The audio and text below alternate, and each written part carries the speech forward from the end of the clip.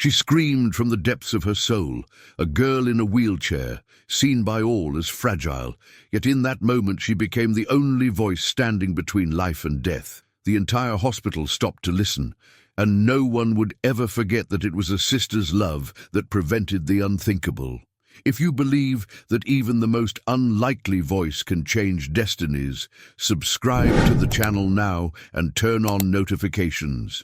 Because the story you are about to hear is living proof that miracles happen when you least expect them. Grace screamed with every ounce of strength her frail body could muster. Her cry cut through the silent corridor of the 8th floor like an unexpected blade. "The IV is poisoned. Stop it now!" In an instant, every eye turned toward the girl in the wheelchair, until then invisible among the sea of white coats. Emily, lying in the bed, was already trembling as the liquid flowed down the transparent tube. Time itself seemed to halt, and no one would ever forget that it was the fragile voice that shattered fate. Dr. Harris rushed to his daughter's side, torn between his instinct as a doctor and his heart as a father. Around him, professionals hesitated, unable to believe that this frail teenager could be right. Yet there was an unmistakable scent in the air, something faintly bitter like almonds, and that single detail made the moment unbearably heavy. Grace did not blink. Her gaze, steady and unyielding, was the very opposite of her motionless legs. It was as though her entire life had been leading to that one instant. But how did we arrive here? How did a young girl who had never walked find the courage to cry out against death itself? To understand, we must return to the very beginning. Not to the hospital, nor to the midnight hour of poison, but to the day when two lives began together, forever bound as one heart, divided into two bodies. Emily and Grace were born on the same summer night, beneath the same roof and the same cry of hope. Identical twins, yet separated by a cruel detail. While Emily breathed with strength, Grace fought for every gasp. A complication at birth left deep marks on her body, condemning her to a wheelchair. Still, from the very first moment, their gaze seemed to say that one could not exist without the other. Their mother always said that even in the nursery, Emily would fuss until her crib was placed beside Grace's. It was as if she already knew her sister needed protection, as though love itself had been born before understanding. That bond became the hallmark of their lives. Wherever one was, the other would always appear, finishing sentences, sharing laughter, carrying silences. For the family, it was impossible to think of Emily without remembering Grace. They weren't simply twins. They were like two threads woven into the same fabric, holding each other up. The difference between their bodies did not erase the likeness of their souls. On the contrary, it made clear that their love was destined from the very beginning to be forged in resilience. At school, Emily was the one who ran through the hallways, yet she never failed to return to push her sister's chair. Grace, though bound by her body, possessed a limitless imagination, turning every corner into a story. One spoke through her feet, the other through her mind, and together they were unstoppable. Their classmates quickly learned that mocking one meant facing the fierce gaze of the other. At home, the simplest games turned into cinematic scenes. Emily climbed trees to pick apples, while Grace spun tales of kingdoms and castles. Their father would watch in silence, pride and fear mingling in his chest, aware that their dependence on each other was both blessing and fragility. The unspoken question always lingered. What would happen if one day one could no longer protect the other? Yet fear never dimmed the light they radiated together. Emily's laughter was the music, Grace's calm, the lyrics. And so, every day of childhood became proof that strength lies not in the body, but in the bond that keeps two hearts united. That truth, so simple in the backyard, would one day be tested with brutal force. One night, when they were just 8 years old, Emily walked into the bedroom and found Grace quietly crying. "Why am I not like you?" she asked, her voice trembling. Emily knelt before her and took her fragile hands. "Because you are the part of me that teaches me how to be better," she replied. unaware that those childish words carried a prophecy for the years ahead. In that moment, without ceremony, an invisible vow was born between them. They would protect each other, always. Emily promised to be the legs Grace never had, and Grace promised to be the voice Emily would one day need to hear. Neither of them knew that fate would push that promise to the edge between life and death. And so, as time moved forward and adolescence arrived, the bond between the sisters only grew stronger with every choice, every challenge, every silence. Until one New Year's Eve would change everything, thrusting them into a story where love would have to prove itself stronger than fear. That night seemed perfect. Emily, excited, dressed for the New Year's Eve party, while Grace watched from her chair, smiling as she saw her sister choosing dresses as if it were some sacred rite of passage. It was rare for them to be apart, but Grace insisted that Emily go to live the youth she herself could not experience. "Go, for me too," she whispered, and Emily kissed her forehead, promising to return with stories.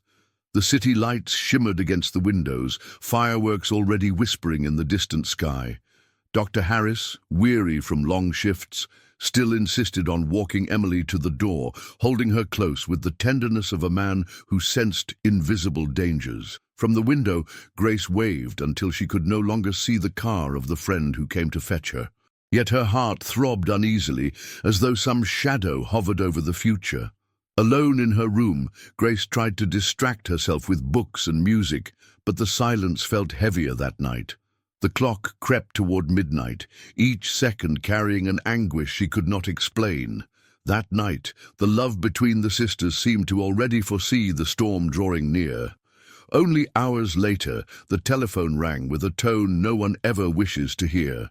On the other end came the news that froze time. Emily had been in a terrible car accident. Rain poured hard, the vehicle skidded on a curve, but the details felt too tangled, too unclear to seem like mere misfortune. Dr. Harris rushed to the hospital while Grace remained at home, paralyzed not only by her body, but by the suffocating pain gripping her soul. When her father returned, his face said more than words ever could. Emily was alive, but in critical condition, suspended between life and death. The hospital became the family's new home, and Grace, though confined to her chair, refused to be left behind. "I need to be with her," she insisted. And so the sisters found themselves once again sharing the same space, this time surrounded by machines, tubes, and watchful eyes filled with uncertainty. In that sterile room, their roles reversed. The strong sister now lay unconscious, while the frail one became the only guardian left. Her silent presence the last defense, though few believed it mattered. Days dragged on between hope and despair. At times Emily seemed to stir, only to sink once more into a stillness that shattered hearts. Doctors debated protocols. Dr. Harris pored over charts, while Grace, from her chair, watched everything with an attentiveness no one credited. She noticed what others overlooked: whispers in the hallways, nervous glances exchanged, doors that closed too quickly. The hospital, meant to be a place of healing, began to resemble a stage for secrets. Grace had no proof, yet she felt it deep within. Something darker than the accident itself was encircling her sister. It was as though the very shadow of that wet, winding road had followed Emily into the sterile bed. And so, amid the hum of heart monitors and the echo of her own thoughts, Grace made a silent vow. No one would take her sister from her. Even if she had to scream against the impossible, she would find a way to save Emily. And soon enough, that vow would be tested in the cruelest of ways. The 8th floor of the hospital was reserved for VIP patients. Yet for Grace, pushed down its corridors by a nurse, it felt more like a gilded prison. The white walls reflected a cold light, and every footstep echoed as a reminder of Emily's fragility. Monitors beeped in steady rhythms, like an artificial heart, lending her sister borrowed time. Dr. Harris, always in his impeccable white coat, was torn between his role as a renowned physician and that of a desperate father. He spent entire nights by Emily's side, reviewing charts, recording every faint fluctuation in her vital signs. But even with all his authority, something slipped beyond his grasp, the gnawing sense that unseen forces lingered around her bed. From her wheelchair, Grace watched in silence. The hospital seemed to acknowledge doctors, administrators, distinguished visitors, everyone but her. To others she was merely a fragile presence, powerless and small, but inside her grew a certainty. Her vigil would not be in vain. In the stillness of midnight, when the hospital seemed to sleep, Grace became most alert. The sound of cartwheels sliding across the floor, the whispered exchanges of nurses at shift change, even the faint click of a pen against a clipboard. Every detail rang louder in the silence. It was in those hours that she noticed what no one else did. One night, tense voices drifted from a nearby hallway. Two doctors spoke in hushed tones, yet each word sliced the air. "If she wakes up and talks, we're finished," one said. Grace held her breath, her heart racing, afraid the very wheels of her chair might betray her presence. The other voice answered coldly, "There are discreet ways. A small adjustment to the IV, an unexpected side effect. Who would ever suspect?" A chill swept through Grace. Her body could not run, but her mind raced. Could it be true that someone inside the hospital wanted Emily dead? The doubt settled into her chest like invisible poison, preparing her for the battle ahead. The next morning, Dr. Harris pored over charts and graphs while a nurse adjusted Emily's equipment. Grace could not shake the echoes of the night before. She looked at her sister, so vulnerable in her sleep, and felt the crushing weight of truth. If she stayed silent, she might lose Emily forever. She tried to speak to her father, but he was consumed by medical protocols. She tried the nurse, who only smiled gently, dismissing her fears as the fragile imagination of a disabled girl. Grace swallowed her frustration, realizing her voice was still too weak to be taken seriously. But deep inside, she knew, when truth grows too large to be contained by silence, the cry becomes inevitable. And within her, that cry was already forming, waiting only for the right moment to erupt. E proteger a si mesma, ou gritar e arriscar tudo para salvar Emily. O dilema já pesava sobre seu coração. E naquele dilema, escondia-se uma promessa de clímax. O amor entre as duas não permitiria que o silêncio fosse eterno. O grito de Grace já existia dentro dela, apenas aguardando o instante certo para romper os muros da incredulidade. It was the middle of the night when Grace asked the nurse to leave her alone for a while in the corridor. The silence felt heavier than usual, as though the entire hospital were holding its breath. Then, as she passed by a dimly lit conference room, she heard those same tense voices once again. A man spoke firmly. "If Emily wakes up, the whole scheme collapses." With every word, Grace's heart pounded harder. She recognized the arrogant tone of Dr. Collins, the head of neurology. Soon came the measured, yet equally sinister reply of Dr. Parker. "It's risky, but there are discreet ways." A clinical failure, an unexpected side effect of treatment, nothing that would raise suspicion. Grace held her breath. This was no imagination. These were not doctors debating ethics. It was a conspiracy against her sister's life, and she, trapped in that chair, was the only witness to the truth. Back in the room, Grace could scarcely breathe. Emily slept peacefully, surrounded by machines that now looked like invisible chains, waiting to kill her. Dr. Harris, exhausted, dozed in an armchair, unaware that his trusted colleagues plotted betrayal. Grace tried to speak, but her words sounded fragile, easily dismissed by those around her. Who would believe me, she thought. Each attempt earned only indulgent smiles or pitying glances, as though she were just a frail girl weaving stories. The weight of helplessness crushed her more than the chair itself. Yet within her, something had begun to shift, a spark whispering that if no one would hear her, she would find a way to be heard. At Emily's bedside, she clasped her sister's hand and whispered, "I will not let them take you from me." For the first time, Grace felt that though her body was bound, her soul was preparing to fight. The next morning, Grace tried to act as if nothing had changed. She observed every person who entered the room: doctors, nurses, technicians. She trained herself to memorize faces, to note times, to catch the smallest gestures that slipped past everyone else. If she could not run through the corridors, she would turn her eyes and ears into silent weapons. While pretending to read a book, she carried within her the memory of every phrase she had overheard behind the door. She knew that sooner or later the moment would come when she would have to choose, to remain silent and protect herself, or to cry out and risk everything to save Emily. That choice already pressed heavily on her heart, and within that dilemma lay the promise of a climax. The love between them would never allow silence to last forever. Grace's cry already lived inside her, waiting only for the right instant to break through the walls of disbelief. On the third consecutive night by her sister's side, Grace could no longer tell dream from reality. The beeping of the monitors felt like an inverted hourglass, counting not life, but the nearness of death. Each drop sliding down the IV tube seemed like a silent enemy entering Emily's body. That cold corridor held more secrets than the walls could bear. Grace studied the faces around her. Some eyes turned away when they met her gaze.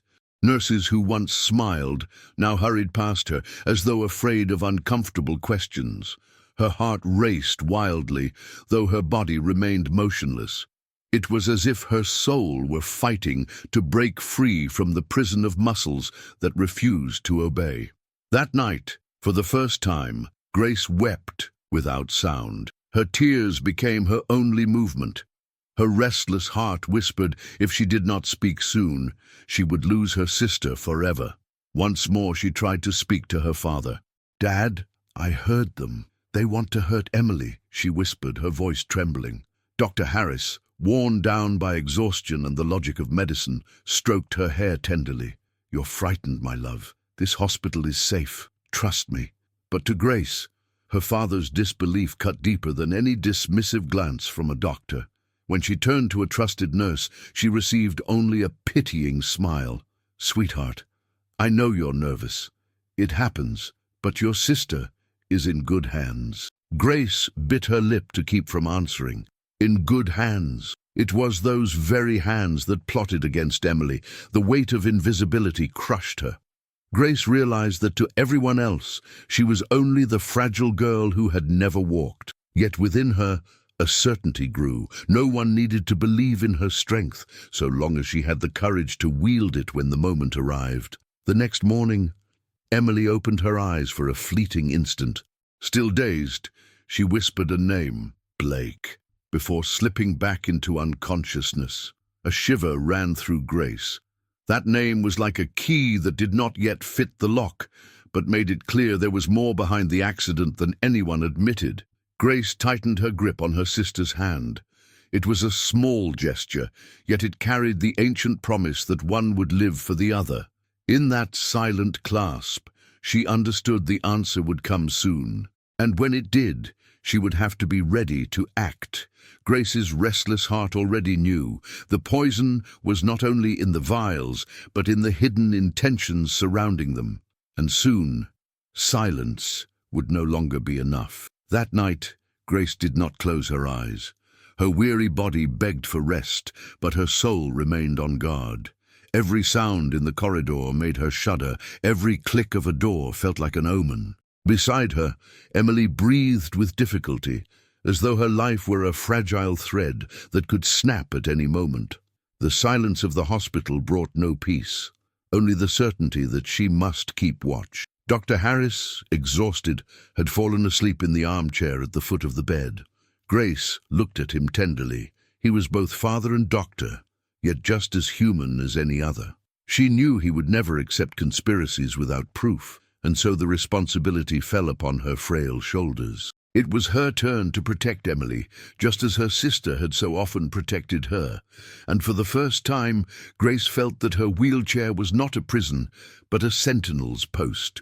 From that unmoving place, she would stand guard over her sister's life. The hours dragged on slowly. The invisible ticking of the monitors mocked her vigil, reminding her there was no way to know when danger would come. Each time a nurse entered, Grace held her breath, studying every gesture, every change of the IV bag, every nervous glance. At one point, the corridor fell into absolute silence. A chill ran down Grace's spine. It was as though the entire hospital had fallen asleep, everyone but her. Fear tightened her chest, but within it came strength, for it was not merely fear, it was love. And love has a peculiar way of defying limits, even those of the flesh. She clenched her fists in her lap and whispered to herself, "I will not sleep, I will not fail. Emily will live." Then she heard footsteps, slow, almost calculated, at the end of the corridor. They were not the light tread of a nurse, nor the hurried shuffle of doctors. They were different, heavy yet cautious, as if someone did not wish to be noticed. Grace leaned forward, trying to see through the crack of the half-open door. A man dressed as a lab technician approached, carrying a small case. His shifty eyes, his hurried movements, everything about him screamed danger. Grace's throat went dry, but she uttered no sound. She knew she had to wait, to watch, to be certain. And in that instant her heart understood. The night was no longer about waiting. The attack had begun, and she would be the only barrier between death and her sister. The man walked with firm yet nervous steps, as though rehearsing each movement. He wore the white uniform of a lab technician, but something in his posture betrayed that he did not belong in that place. He stopped at the door of room 805, cast a quick glance down the hallway, and entered with the urgency of someone carrying a dark purpose. Grace fought the impulse to scream. Her heart pounded so loudly it seemed to echo off the walls, yet she knew the moment had not yet come. Gripping the wheels of her chair, she leaned forward to peer through the narrow window in the door. What she saw made her entire body tremble. The intruder opened a small case and withdrew a vial and a syringe. Emily lay motionless, breathing with the help of machines, unaware that death was being prepared mere inches from her vein. With steady precision, the man pierced the vial and drew out the clear liquid. There was no hesitation in his hands. He moved as one who had repeated the act many times before. He stepped to the IV stand and, within seconds, injected the substance into the hanging bag. The poison slipped silently into the solution, merging with the fluid that sustained Emily's fragile life. Grace pressed her hand against her mouth to stifle the cry rising in her chest. Her body might have been frail, but her eyes saw with terrifying clarity that liquid was her sister's death sentence. The intruder calmly packed away his tools, even pausing to check that he had left no trace behind. Then he headed for the door, never suspecting he had been watched.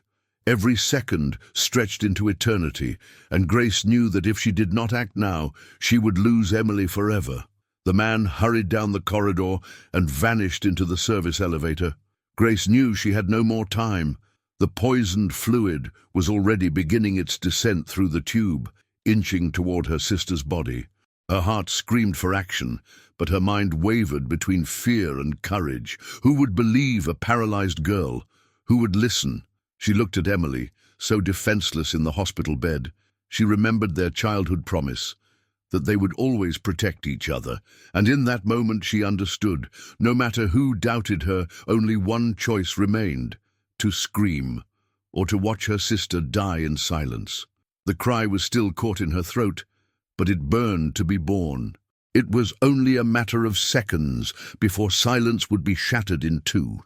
Grace's eyes locked on the IV bag, now corrupted by the lethal liquid.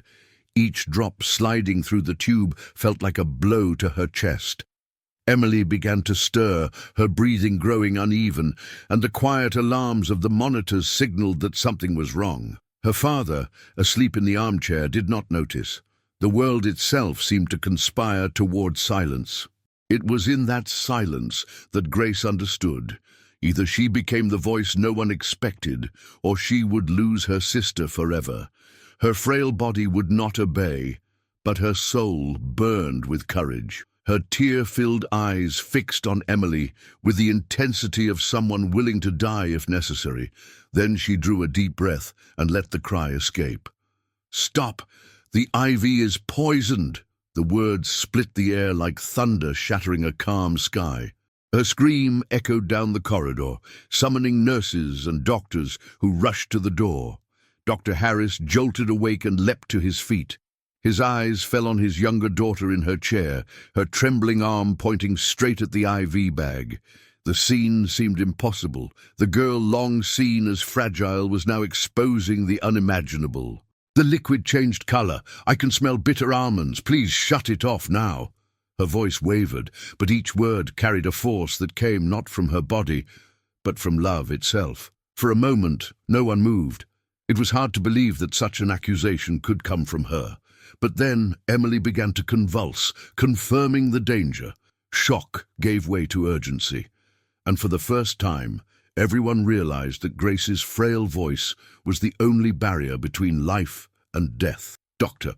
Harris rushed to the bedside, examining the IV with both the eyes of a specialist and the heart of a father. The telltale odor was there.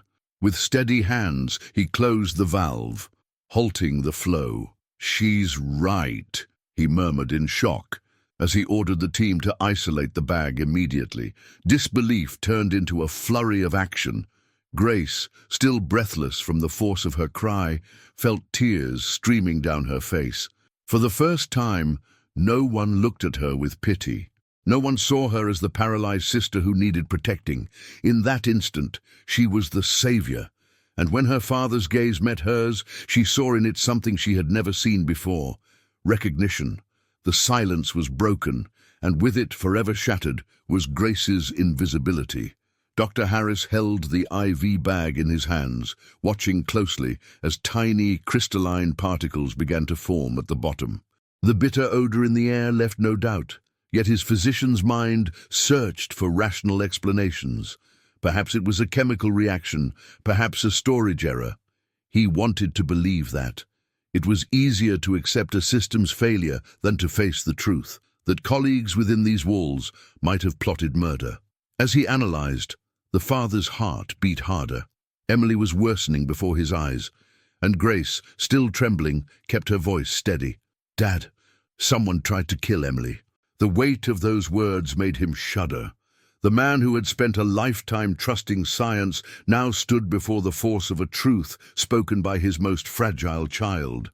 The dilemma was clear: trust the instinct of his daughter, or retreat into the cold logic of medical protocol. Grace did not break her gaze. On her face was a mixture of fear and courage, something impossible to fabricate. Dr. Harris felt it. This was not mere panic, but conviction. "I heard him, Dad. He injected poison." "I saw it," she insisted, her voice breaking. The silence in the room grew heavy. Nurses exchanged uncertain glances, some ready to dismiss the girl's words, but Emily convulsed in the bed, her body bearing witness that something real had happened. It was as though her failing body itself became the missing proof. Dr. Harris moved closer to Grace and took her hand. For the first time, he saw beyond the wheelchair, beyond physical fragility. He saw the daughter who, against every limitation, had risen to defend her sister. Drawing a deep breath, Dr. Harris turned to his team. "Isolate this IV bag, call security, and bring the cyanide antidote kit, now." His voice rang out firm, a blend of authority and desperation. Shock rippled through the staff, who immediately began to move. For the first time, Grace's warning was being taken seriously. He knew there would be doubts, that the accused would try to defend themselves. But Emily's life hung in the balance, and at that moment nothing else mattered. Not the hospital's reputation, not scientific reasoning. Only saving his daughter and protecting the truth Grace had revealed. And deep down, Dr. Harris already sensed. Her cry had not merely been a warning. It was the beginning of a war that would expose the darkest side of the very institution he had helped to build. Minutes later, the emergency team arrived with the cyanide antidote kit. The ampules were administered urgently as Emily fought between life and death. Dr. Harris kept his eyes fixed on the monitors, and little by little her heart rate began to steady. It was too soon to celebrate, but the worst had been halted. The silence in the room was heavy, as though everyone awaited an invisible verdict. The IV bag was immediately sent to the hospital's lab. Technicians rushed through the tests, and the results came back faster than expected. High levels of cyanide. There was no doubt. The substance had been deliberately introduced. The report, stamped in cold lettering, confirmed exactly what Grace had cried out only minutes before. Shock rippled through the team. The impossible had become fact. The very hospital meant to protect lives had sheltered hands willing to kill. As the news spread, the 8th floor descended into chaos. Nurses whispered among themselves, security guards sealed entrances and exits, and on-call physicians shifted uneasily, as if part of them already knew the rot that had been festering in the shadows. Dr. Harris, his expression hard, ordered that no one was to leave the hospital without clearance. From her wheelchair, Grace watched it all unfold, feeling for the first time that her voice had pierced the walls of disbelief. People who once treated her as fragile now looked at her with respect and even awe. It was no longer just an accusation, it was the revelation that she carried a vision no one else had dared to see. Fear still pulsed in her chest, but alongside it, something new was being born. Courage. Courage to face what was only beginning to be revealed. Dr. Harris knew the battle ahead would be long. The discovery of the poison was only the first piece of a dark puzzle. Someone within the very institution had tampered with the IV, and that demanded answers. "Find the man in the lab coat who entered this floor tonight," he commanded the security team, his voice like steel. Grace closed her eyes for a moment, replaying the scene. The uniform, the briefcase, the deliberate steps. She had memorized it all. And when she described the intruder in detail, she saw it in the faces around her. No one dared doubt her word anymore. Yet within her echoed a question that remained unanswered. If someone had risked so much to silence Emily, what exactly did her sister know? The truth had begun to surface, but the secret still waited to explode. After hours of tension, Emily slowly opened her eyes. The soft light of the room seemed to sting, but something stronger stirred within her, the need to speak. Dr. Harris held her hand, overcome with emotion, while Grace, beside him, held her breath. For the first time since the accident, the twins' eyes met again, and in that gaze there was more than gratitude. There was a silent plea to be heard. Emily tried to form words, but her voice came out weak, like a broken whisper. I saw them," she managed, between coughs. Her father leaned in to hear, and Grace, tears brimming in her eyes, drew closer as well. It was the first clear sign that her sister carried the key to the mystery surrounding her. The entire room leaned forward, as if every ear needed to capture every fragment of her words. With effort, Emily began to recall. The New Year's Eve party flickered in her memory like a shattered mosaic. Bright lights, too many voices, laughter that didn't sound real. In the middle of the night, while searching for the bathroom, she had stumbled into a private room, and it was there that she heard conversations she was never meant to hear. They spoke of lists, of patients who would never receive the organs they were promised, of money in suitcases, of names that could never be revealed. Emily shut her eyes, as though reliving the terror of that night. "I saw Dr. Collins, I saw Dr. Parker, and a man named Blake. He was the one in charge." Grace's heart raced. The name Emily had whispered days earlier now made sense. The accident was no longer chance. It had been a clear attempt to silence someone who knew too much. "Doctor." Harris narrowed his eyes, struggling to contain his fury. His daughter's words struck not only his heart as a father, but also his position as director of the hospital. The names she uttered were not just anyone. They were respected professionals, trusted colleagues. The very ground that supported his career and honor began to crumble beneath him. Grace watched in silence, absorbing every word. For the first time, she felt that her cry had not been merely an act of desperation, but the beginning of a far greater battle. Emily had survived, but now the danger was even clearer. Powerful people had every reason to destroy them, and as their father tried to process the revelation, the twins exchanged a glance that spoke louder than words. Their fight was not over. In truth, it had only just begun. The next morning, Dr. Harris called an extraordinary meeting at the hospital. The boardroom was packed. Doctors, department heads, and members of the administration sat in tense silence. At the center of the table lay the report confirming the IV poisoning. The atmosphere was suffocating. The director took a deep breath and set aside his political tone. Now he spoke as a father. "Someone tried to kill my daughter inside this hospital, and I want to know who." A murmur rippled through the group, but Dr. Collins kept a cold expression, arms crossed with feigned indifference. Beside him, Dr. Parker tried to mask her unease, yet her darting eyes betrayed her. From the doorway, Grace, escorted by a nurse, watched intently, studying every silence, every tremor, with the keen perception of one who had learned to read what others ignored. Emily, still frail, remained in recovery, but her words from the night before echoed like a sentence. The truth could no longer be contained. Dr.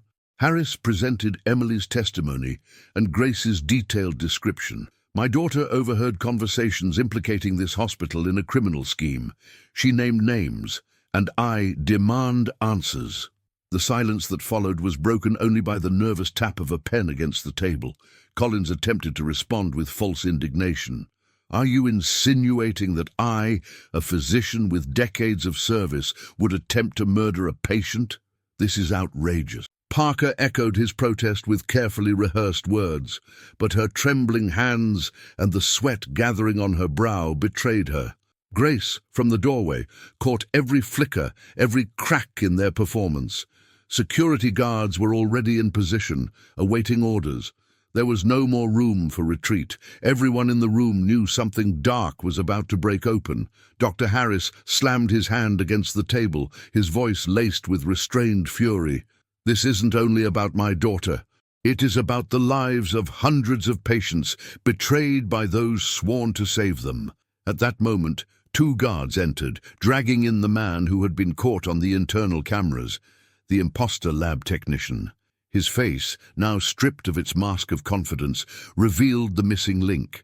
Under pressure, the intruder confessed he had received direct orders from Collins. He tried to justify himself with promises of money and veiled threats, but it was too late. Parker's name surfaced as well, sealing her complicity. Every eye in the room turned against them. There was no escape left. Grace's heart pounded as she watched. Her cry had set in motion the inevitable. The conspiracy was collapsing before everyone's eyes. Yet deep down, she knew one truth remained untouched. Something greater was still waiting to be revealed. Days after the confrontation, the hospital was still in turmoil. The arrests of Collins and Parker had made headlines, but for Grace, nothing mattered more than watching Emily open her eyes with greater strength each morning. Her sister could already form full sentences, and her fragile smile lit the room more than any lamp. The poison had not won, the accident had not taken her. Dr. Harris now spent more time as a father than as a director. He sat by his daughter's side, listening to their conversations, moved by the life that had nearly been stolen from him. "You are my reason to go on," he confessed one night, tears in his eyes. Grace looked at Emily, and without words they both knew. Her survival was more than medicine. It was a miracle. The entire hospital spoke of the courage of the girl in the wheelchair. The voice that saved her sister echoed like a silent anthem, reminding everyone that even fragility can be strength. A special committee was formed to review hospital security protocols, and the first invitation was for Grace to take part. The teenager, once so easily dismissed, was now listened to with intent. Every detail she recounted of what she had seen or heard was treated as vital. Her eyes, once underestimated, now carried the weight of truth. Dr. Harris made it a point to announce before the entire staff, It was my daughter's courage that saved not only Emily, but the future of this hospital. The applause that followed was long and filled with respect. Grace, overwhelmed, clasped her sister's hand, realizing her cry had transformed not just one destiny, but many. Emily, still in recovery, leaned close and whispered, "You were my legs, Grace, and now you are also my voice." On the last night before discharge, the twins sat alone in the room, gazing at the moon through the window. Emily held Grace's hand, remembering their past. "Do you remember our promise, when we were children?" she asked with a fragile smile. Grace nodded. "We promised that I would be your feet, and you would be my voice." They were both moved as they realized how that innocent promise had guided their destiny. The deep love between them had not only endured, it had become a weapon against the darkness. And in that silence, heavy with meaning, Grace understood. She did not need to walk to be mighty. Love had given her invisible wings, and with them she had saved her sister. That miracle, more than any title, would bind them together, inseparable, forever. Months later, Emily was walking again through the hospital gardens, still in physical therapy, but with the strength of someone reborn. Grace accompanied her in her chair, not as a shadow, but as a light. Now, in every corridor, she was greeted as a heroine, the girl who shattered the limits of fragility to save a life. The name Harris was no longer only a synonym for medical power, but also for courage and integrity. Dr. Harris had implemented new security protocols, unofficially named Grace's Rule, the conviction that no voice, no matter how frail it may seem, should ever be ignored. The words of a young girl had become law within an entire hospital. For Grace, it was more than recognition. It was proof that even a life seemingly limited could change destinies. Emily chose a new path.